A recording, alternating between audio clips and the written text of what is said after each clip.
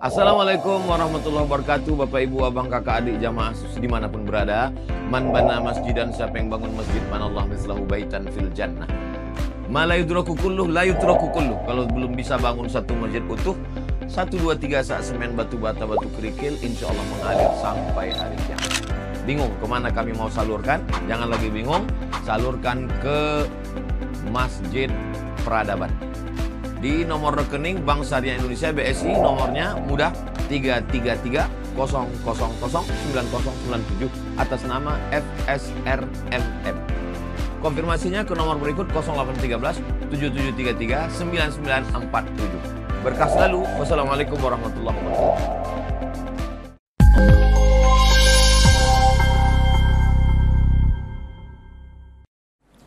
Nabi berkata di dalam hadisnya, kata Nabi, qabla khurudid dajjal salasina sanah, 3 tahun sebelum kemunculan Dajjal, sanawatun salasa, atau 3 tahun sebelum kemunculan Dajjal, kata Nabi, akan bermunculan fitnah-fitnah besar.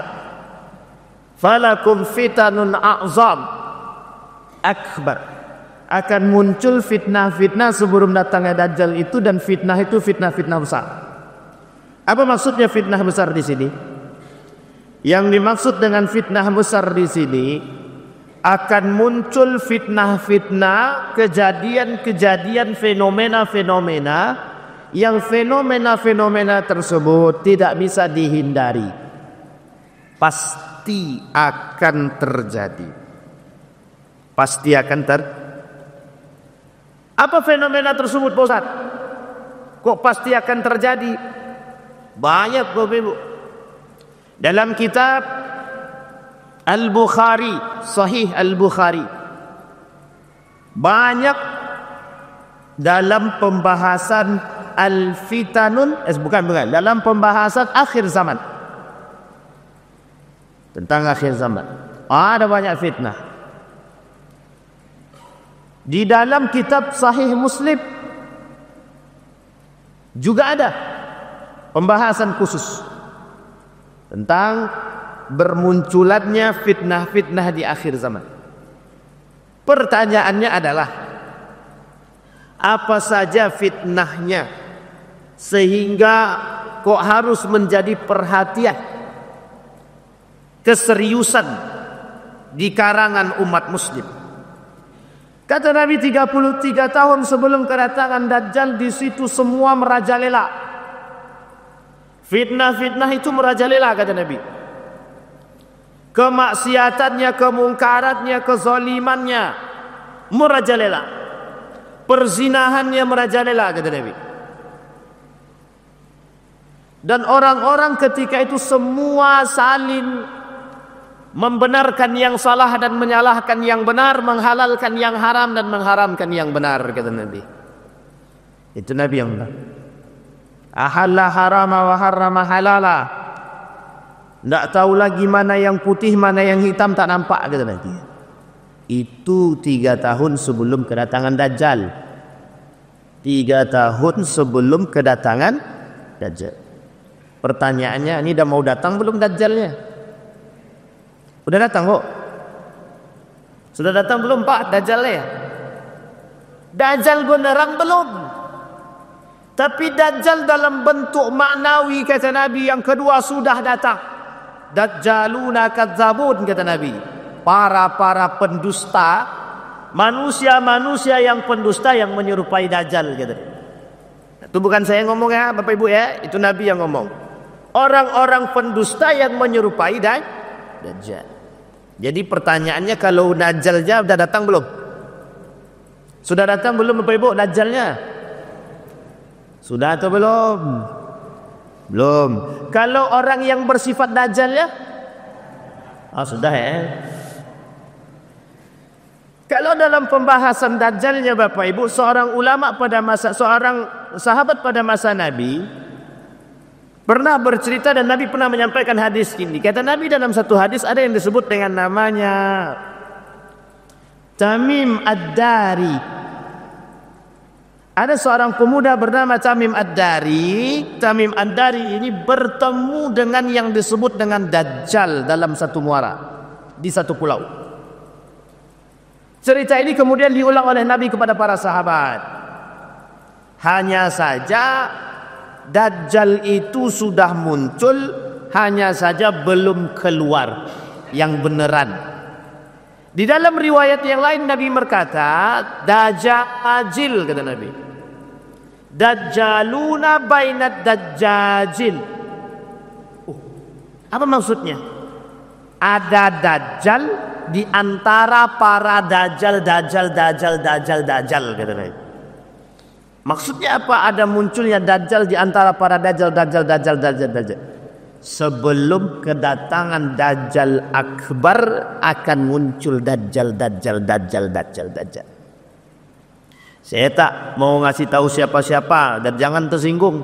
Kalau ada tersinggung berarti Dajjal dia tuh. Apa kata Nabi? Fitnah yang paling besar nanti yang akan kalian temukan di akhir zaman sebelum datangnya Dajjal tersebut merajalelanya kemaksiatan, kata Nabi. Bapak Ibu, yang disebut dengan merajalelanya kemaksiatan ini apa? Perzinahan di mana-mana. Sekarang saya tanya dulu nih Bapak Ibu nih. Sudah sering lihat orang berzinah belum? Sudah sering atau belum? Sudah. Di mana? Di TV. Bapak Ibu yang suka nonton TV, nonton film, berciuman bebas bukan suami istri, berpelukan sesuka hati, berpakaian seperti telanjang, itu dah perzinahan tuh. Perzinahan yang nyata yang dipertontonkan di khalayak ramai. Uniknya, emak-emak itu jadi tontonan. Kalau di rumah TV yang dibuka, di sini tak dapat. Bapak-bapak jangan-jangan ikut-ikut. Kenapa kita katakan perzinahan yang nampak di situ? Bapak Ibu boleh perhatikan hari ini film-film sama sekali tidak memberikan pendidikan yang baik bagi kita ataupun bagi generasi kita. Tolong Bapak Ibu TV-TV-nya yang masih nonton berhentilah. Tak usah ditonton Bapak. Tidak usah ditonton. Kaum liberal, saya kasih tahu kaum liberal dulu Bapak. Salah satu liberalisme dan sekulerisme yang terjadi di dalam kehidupan kita terdapat pada perfilman.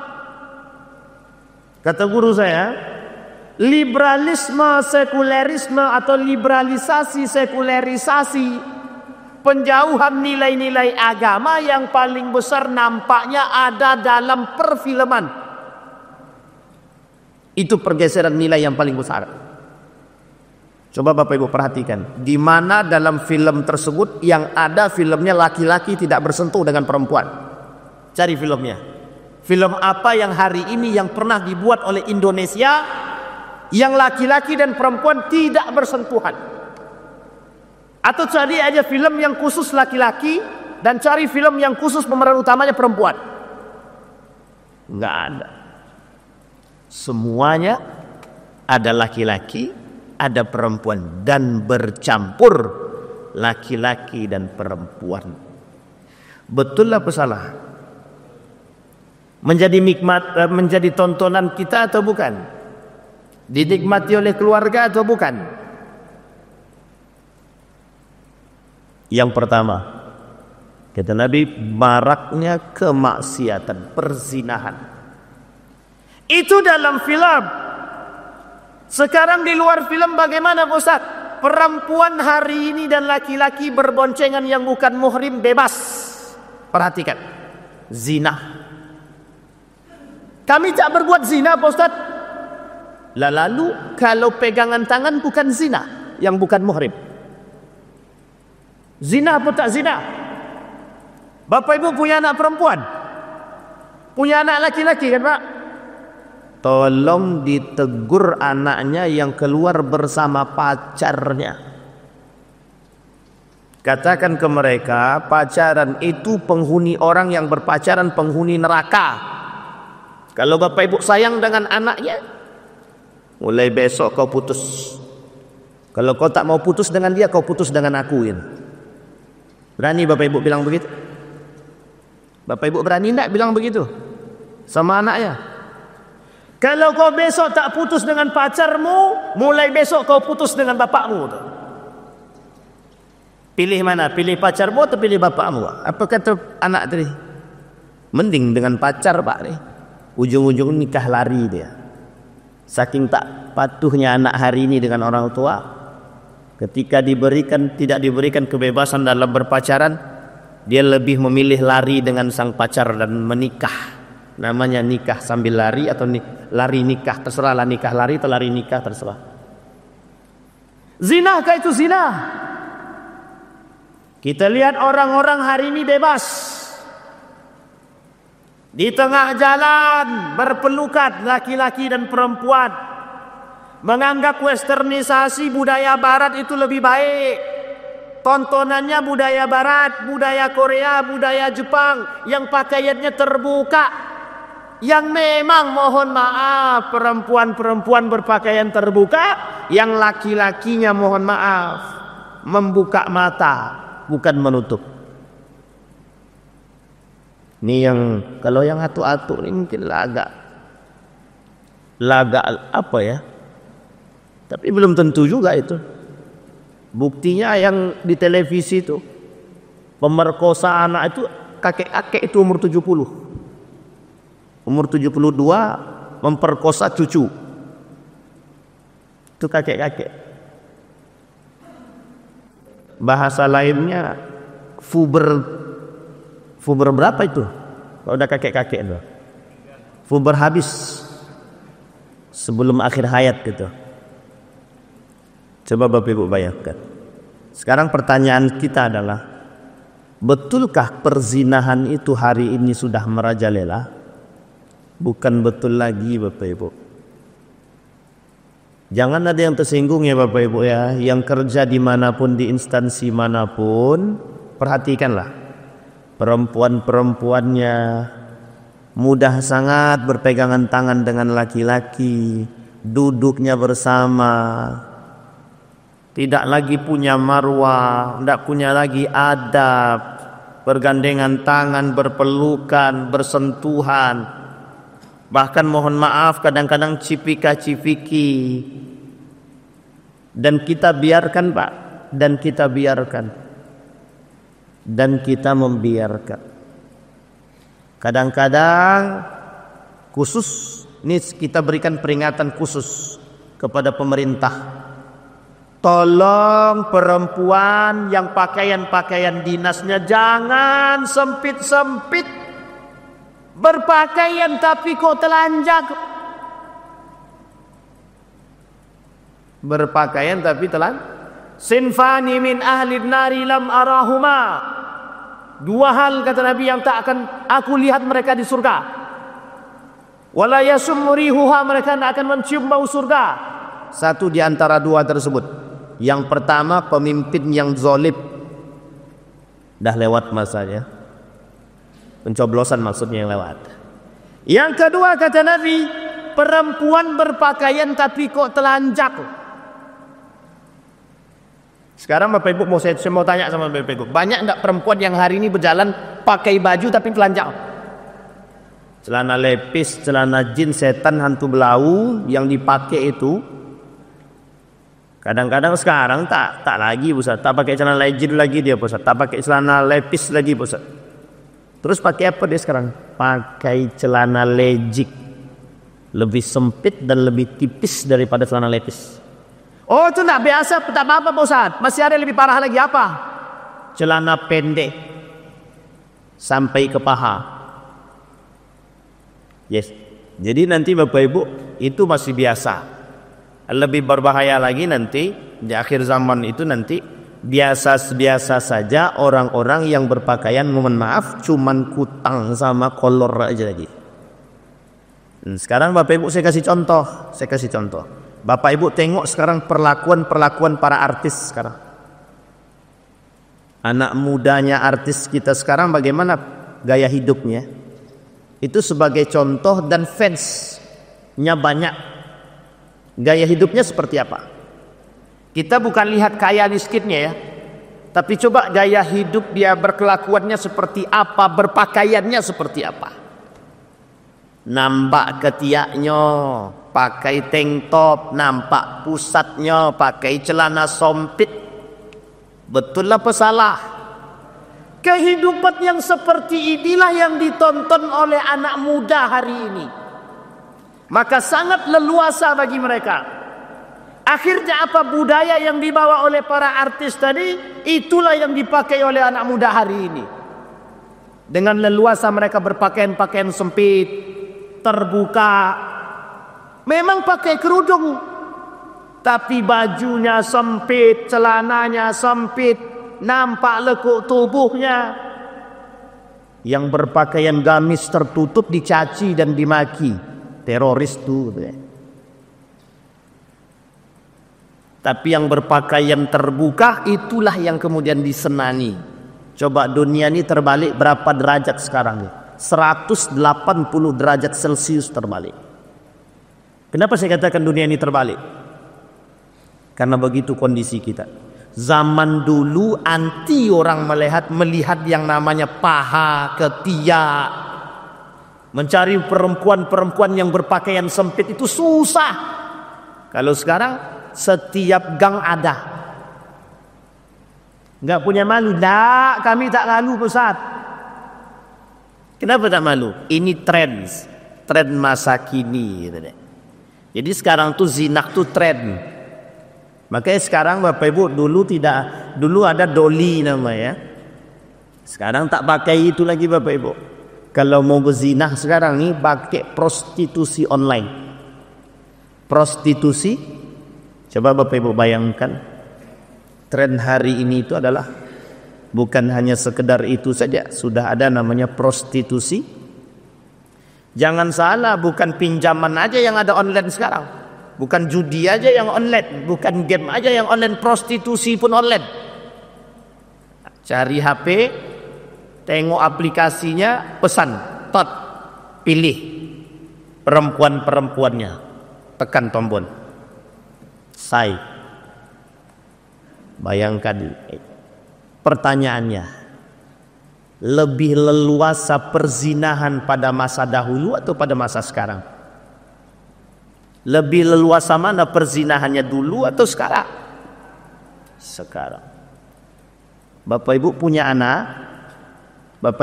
anak, masih sayang dengan generasi kita. Kalau masih sayang, tolong dijaga Bapak Ibu pakaiannya, pergaulannya. Jangan berikan kebebasan kepada anak perempuan ataupun laki-laki untuk keluar dari rumah itu. Kemana abang pergi Pak? Oh, mau ketemu si anu Pak. Ada siapa kawan sekolah? Laki-laki itu perempuan. Perempuan Mak. Ngapain? Tak ada, kami nak jalan sedikit aja, jalan-jalan sore. Bang, dosa. Kalau abang mau nikahkan dulu, setelah itu nak abang bawa keliling terserah. Sekarang tak. Uniknya orang tua hari ini, banyak yang membiarkan anak-anaknya, anak perempuannya dibawa oleh anak laki-laki belum menikah. Bapak Ibu perhatikan Bapak, cara duduk dan berboncengannya mereka bagaimana? Sudah seperti suami istri. Sudah seperti. Kalau kita tidak mau memberikan larangan kepada mereka, kitalah orang yang telah melegalkan perzinahan. Jadi kalau Bapak Ibu tidak memberikan ketegasan kepada anak-anak, berarti Bapak Ibu telah melegalkan perzinahan. Sampai di sini bisa dipahami Bapak Ibu? Yang pertama. Yang kedua, kata Nabi, sebelum datangnya Dajjal yang beneran, akan bermunculan, kata Nabi, kemungkaran-kemungkaran itu merajalela. Apa contohnya kemungkaran-kemungkaran merajalela?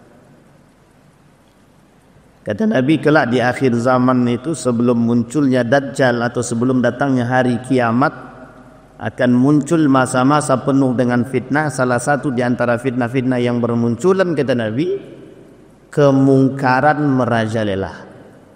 Apa maksudnya kemungkaran merajalela itu? Kita ambil contoh. Apa yang disebut dengan kemungkaran, Bapak Ibu? Sekarang saya tanya Bapak Ibu dijawab dengan jujur.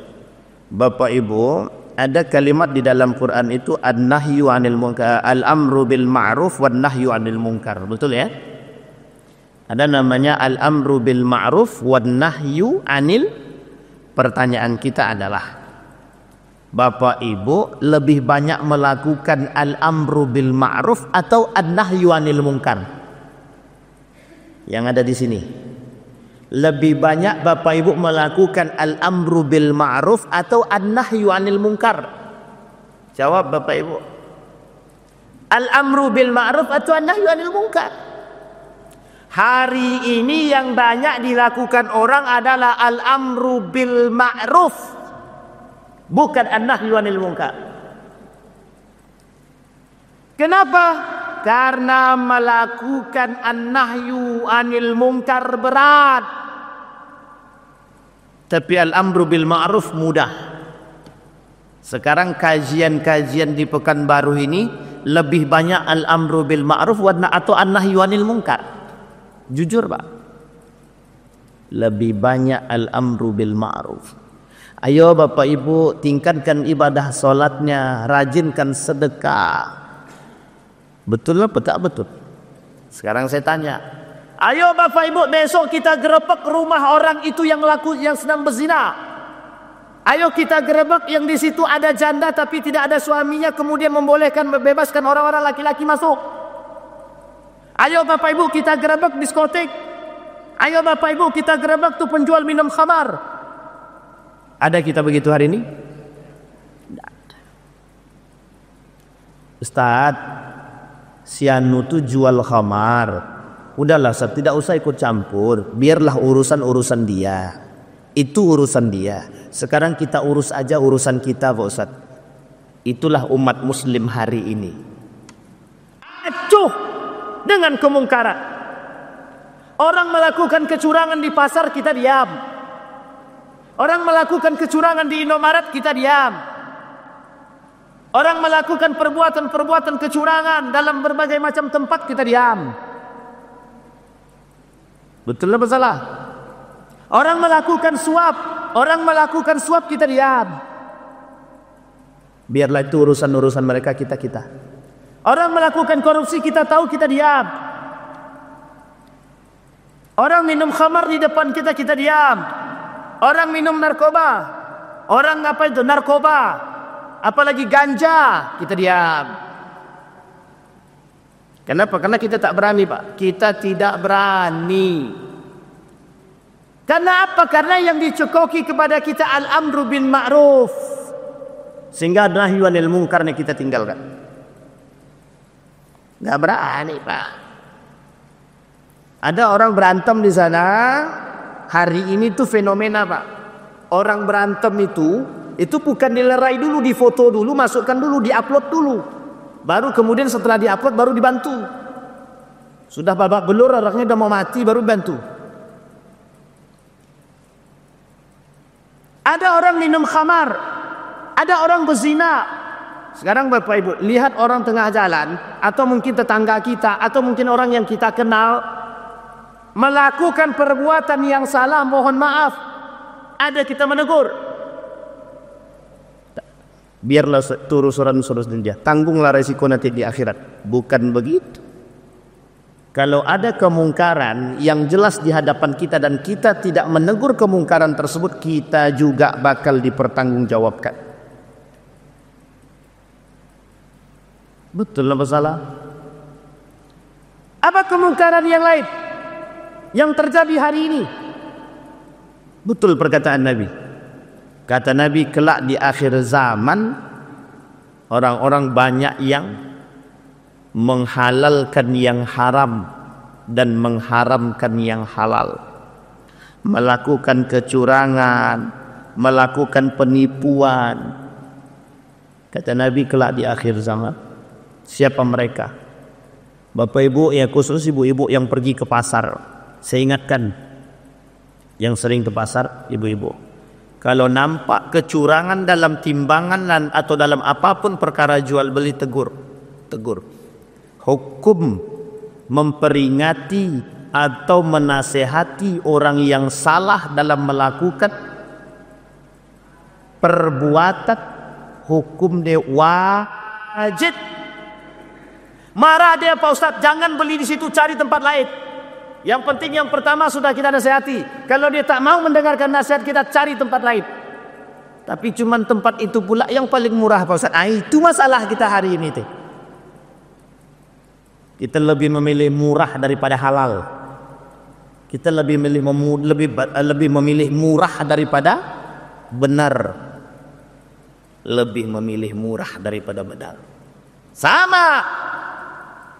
Dalam pilkada kecurangan suap penyuap nyata. Setiap masjid mengatakan tidak haram suap.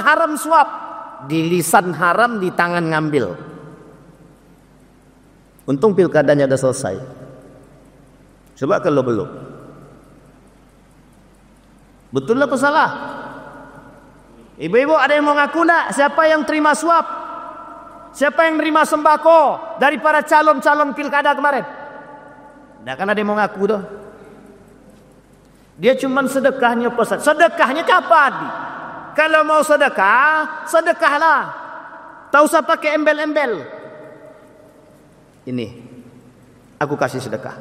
Tapi foto dia nempel di situ.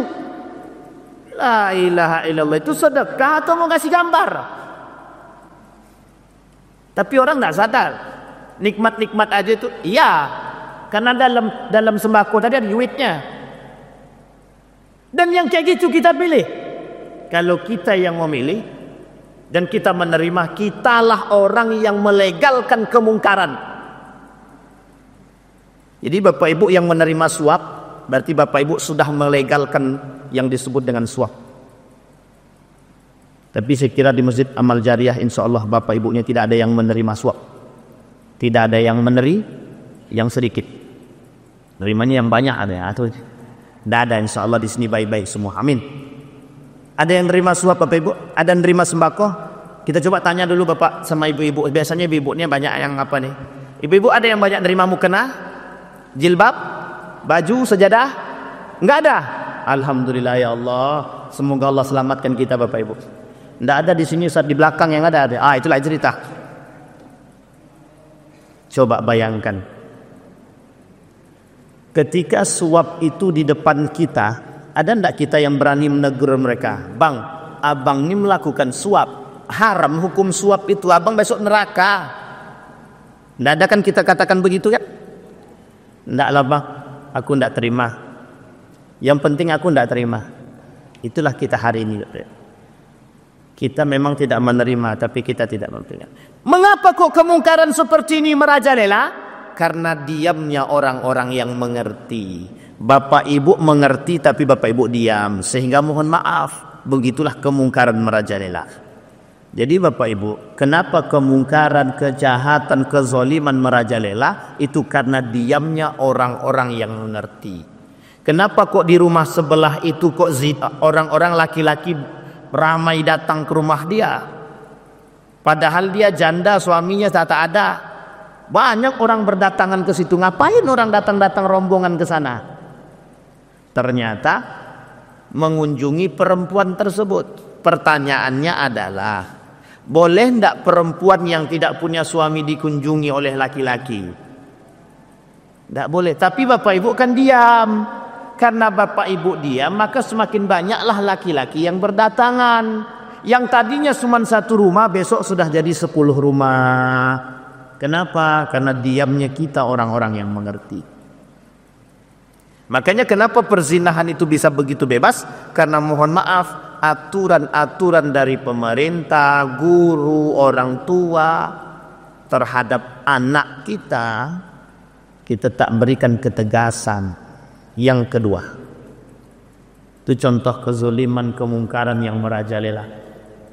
Apakah ada kemungkaran yang lain yang merajalela, Ustaz? Banyak. Kelak kata Nabi di akhir zaman itu yang namanya khamar, riba, itu menjadi hal yang biasa. Dosa besar yang anggap dibiasa-biasakan atau yang dianggap biasa. Apa contohnya? Minum khamar. Apa contohnya? Riba. Apa contohnya? Barang-barang yang haram. Apa contohnya? Memakan yang bukan yang tidak halal. Apa contohnya? Tersebarnya yang syubhat-syubhat. Bapak Ibu kalau masuk, Bapak Ibu kalau belanja, itu memperhatikan label halal atau tidak? Tidak kan? Itulah umat muslim hari ini. Kenapa kita katakan begitu?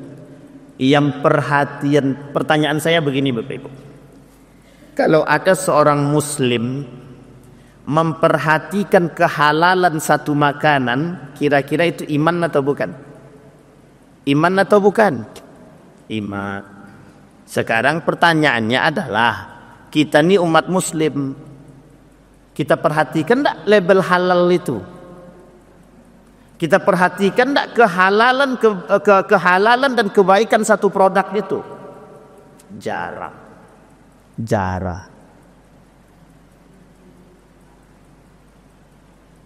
Masuk salah satu tempat makan, Ustaz. Wah, ini enak dia, Ustaz. Tanya dulu, sudah ada label halalnya belum? Beli roti mereknya Britok. Bapak Ibu tahu roti Britok? Alhamdulillah kalau tak tahu. Senang hati saya. Tahu Bapak Ibu Britok? Enggak tahu ya? Ada roti di mall-mall itu yang tidak ada label halalnya. Banyak sekali yang beli. Senang. Kenapa kok senang? Enak Ustaz. Umat muslim membeli sesuatu, tidak mau memikirkan tentang kehalalan dan keharaman satu produk tadi, maka bisa dikatakan iman dia lemah. Iman dia lemah. Yang kita makan harus yang halal-halal. Apa penyebabnya kok bisa begitu? Iman kita lemah. Apa penyebabnya lemahnya iman? Kok kita biasa-biasa saja dengan kemungkaran, dengan pezinahan, dengan kemaksiatan? Karena perhatian umat muslim terhadap agama berkurang sedikit demi sedikit di akhir zaman. La yabqal Islam illa ismuh wa la yabqal Quran illa rasul. Kata Nabi, kelak di akhir zaman itu Islam tinggal nama, Al-Quran tinggal kertas. Orang baca Quran tapi tak paham. Orang tahu isi Al-Quran tapi tak menjalankan. Orang tahu Islam punya nilai tapi mereka tak mau mengaplikasikan. Apa contohnya? Contohnya, dalam Islam jilbab itu wajib atau sunnah? Wajib. Masih banyak enggak perempuan yang tak berjilbab? Berpakaian sempit itu dalam Islam boleh tak? Tidak. Tapi rata-rata orang pakai sempit apa lapang? Sempit. Kalau bisa tak usah pakai pakaian. Yang uniknya lagi sekarang nih, pakai celana pendek, pakai baju pendek, pakai kerudung. Nah, itu memanglah sakit betul. Pakai celana pendek, roknya di bawah lutut sedikit, bajunya lengan pendek, pakai kerudung. Ada enggak Bapak Ibu lihat begitu? Bukan ada lagi kan? Laki-laki sekarang banyak laki-laki pakai celana pendek, lutut nampak, pusat nampak, biasa aja tuh. Bapak Ibu, bapak-bapak kira yang punya aurat tuh cuman perempuan saja. Laki-laki juga punya aurat, Pak. Dari pusat ke bawah, tutupi pusat, tutupi lutut. Itu aurat laki-laki meskipun tak banyak. Pertanyaannya adalah, secara aurat begitu saja sudah banyak yang terbuka, apalagi yang lain. Apalagi bapak-bapak sekarang, karena pembahasan auratnya lebih kencang pada perempuan, Tinggal laki-laki nampaknya bebas-bebas saja pakai celana pendek, lutut nampak, pusat nampak. Kalau badan kekar masih mending. Labut buncit, hitam, buruk, hidupnya lagi. Tidak begitu. Tidak begitu. Atuk-atuk sering keluar rumah tanpa pakai celana pendek? Mulai hari ini malulah kita keluar pakai celana pendek yang nampak lutut dia dan nampak pusat dia. Karena aurat kita laki-laki dari pusat sampai lutut, tutupi. Jadi Pak Ustaz, apa yang harus kita lakukan sekarang? Merajalelanya fitnah, merajalelanya kemaksiatan, kemungkaran, kezaliman. Apa yang harus kita lakukan hari ini? Yang pertama Bapak Ibu, yang pertama, tetap istiqamah dalam belajar. Karena itu kunci Pak, itu kunci. Ilmu itu kunci. Ilmu adalah kunci. Yang kedua Bapak Ibu, perkuat iman. Bagaimana cara memperkuat iman? Cara memperkuat iman adalah tetap berkumpul dengan orang-orang yang soleh dan solehah. Ini saya kasih contoh Bapak Ibu.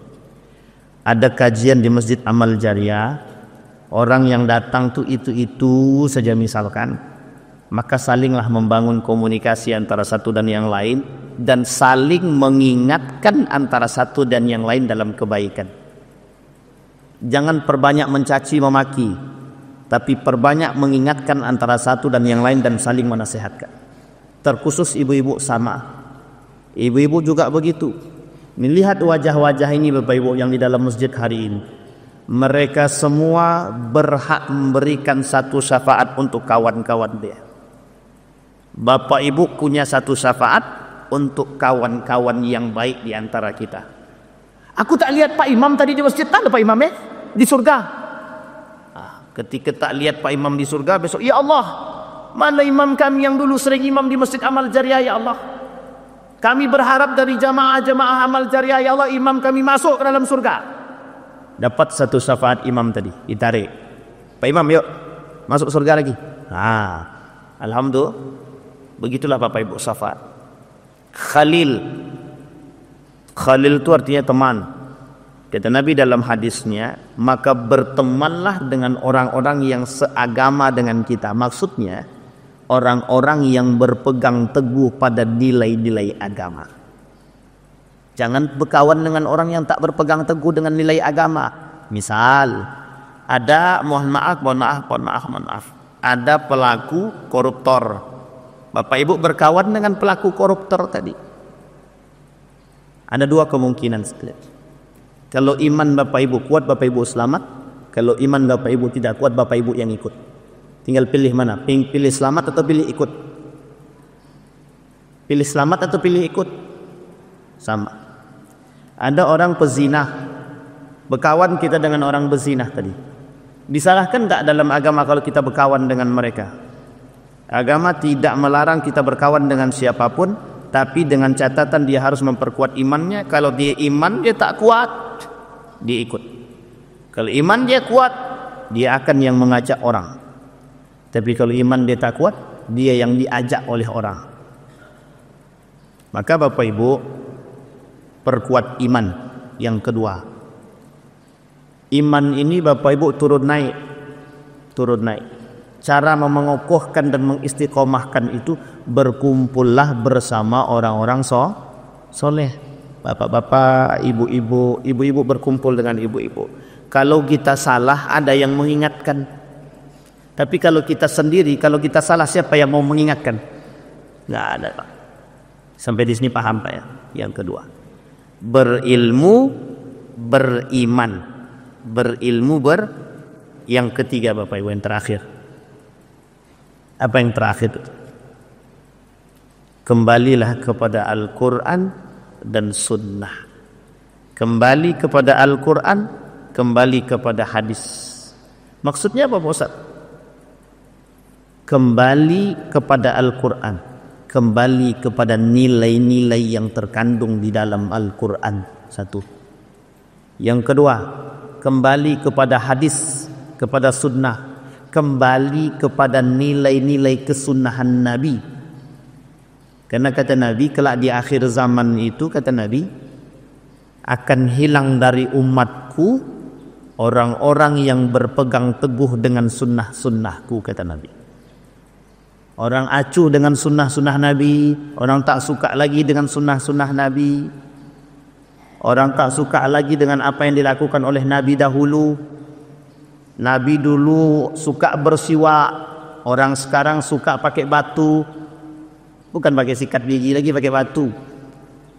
Orang pakai siwak dianggap aneh. Orang pakai jenggot dianggap aneh. Orang tak pakai jenggot biasa aja. Orang pakai jubah dianggap aneh. Orang pakai cadar dianggap aneh. Ada orang poligami dianggap aneh. Padahal pada masa Nabi itu biasa. Biasa. Sunnah-sunnah Nabi semua.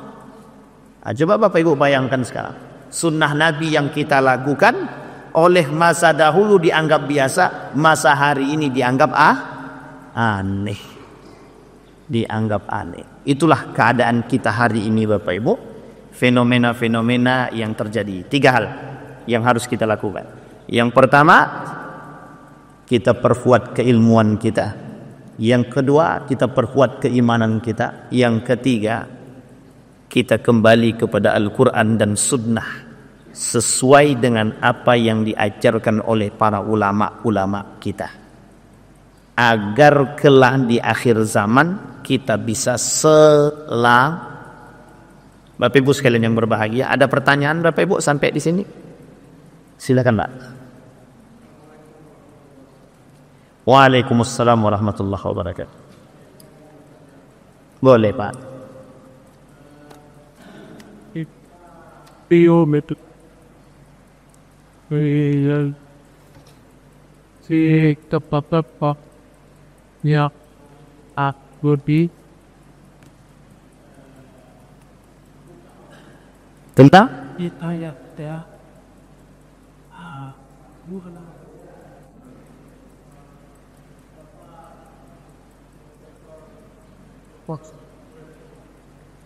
Bapak Profesor Dr. Quraisy Shihab Ayat. Lagu naik berkata bi akan lawa itu Allah paman ada anaknya Tidak pakai jilbab. mana tentang apa tadi menurut aku Wajib. Baik. Oh iya, masih banyak yang mengikut beliau Ustaz. Masih banyak orang-orang yang tak pakai jilbab. Gimana tuh Pak Ustaz? Bapak Ibu sekalian yang berbahagia, mayoritas ulama merujuk kepada dalil-dalilnya kuat hukum menutup aurat itu wajib, ikuti. Yang salah itu mesti ada. Yang ijtihadinya yang tak benar pun juga masih ada. Yang pertama terkait Bapak Dr. Quraisy Shihab. Yang pertama dulu kita jawab. Profesor Dr. Quraisy Shihab orang alim, orang pintar, orang cerdas. Pertanyaannya adalah, mungkin tidak orang pintar, orang cerdas itu kadang-kadang tergelincir? Mungkin atau tidak? Dia bukan malaikat satu, dan dia bukan orang yang bebas dari kesalahan. Artinya pada aspek ini ada kesalahan dalam pemikiran beliau, kita tak usah ikuti. Kita ikuti yang benar. Saya ulangi sekali lagi Bapak Ibu. Yang pertama, pemikiran beliau tentang jilbab itu kita anggap kurang tepat. Semua ulama sepakat mengatakan bahwa jilbab itu wajib, satu. Yang kedua, kalau beliau mengatakan jilbab ini adalah budayanya Arab, itu salah. Salah. Karena orang berjilbab bukan orang Arab saja. Dulu untuk menentukan mana yang bangsawan dan orang miskin, itu perempuannya menggunakan jilbab. Jadi perempuan-perempuan bangsawan dulu Pak, itu pakai jilbab. Meskipun tidak butuh jilbabnya, tapi setidaknya menutup kepala dia. Itu untuk membedakan. Terbantahkan satu, kalau dia katakan itu budaya. Yang ketiga, perdebatannya adalah pada kalimat jilbab dan maknanya. Kalaulah jilbab itu diartikan sebagai penutup aurat saja, meskipun orang yang berpakaian tidak sampai kepala, ke bawah itu sudah menutup aurat menurut dia. Tapi oleh para ulama yang lain dan kitab tafsir-tafsir yang lain, yang lebih dulu daripada Quraisy Shihab mengatakan dari ujung rambut sampai ujung kaki.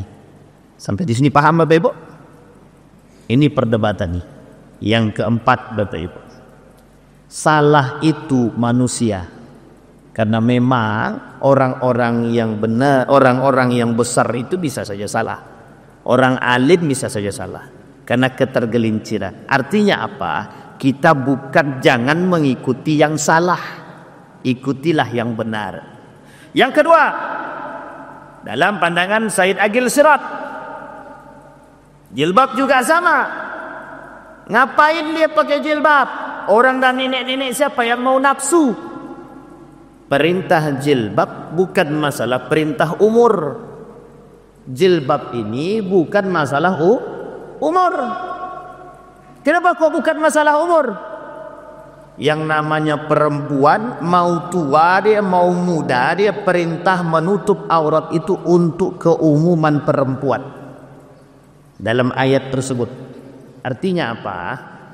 Jilbab hukumnya wajib. Yusuf Al-Qardawi wajib, Syekh Ramadan Al-Buti wajib, Syekh Mutawalli Sya'rawi wajib. Itu yang ulama kontemporer yang saya sampaikan. Semuanya menganggap jilbab itu wajib. Sampai di sini paham Bapak Ibu? Bahkan dalam mazhab Syafi'i bukan jilbab aja yang wajib, cadar itu wajib. Cadar itu wajib dalam mazhab Syafi'i. Meskipun sebagian kecil daripada mazhab Syafi'i yang mengatakan cadar itu sunnah. Sunnah. Begitu Pak ya? Jadi Bapak Ibu yang punya anak tidak berjilbab, tolong paksakan dia berjilbab. Ada Ustaz, tetangga kami pakai jilbab tapi begini Ustaz, nampak sini ya. Itu sama aja namanya. Berjilbab tapi membuka.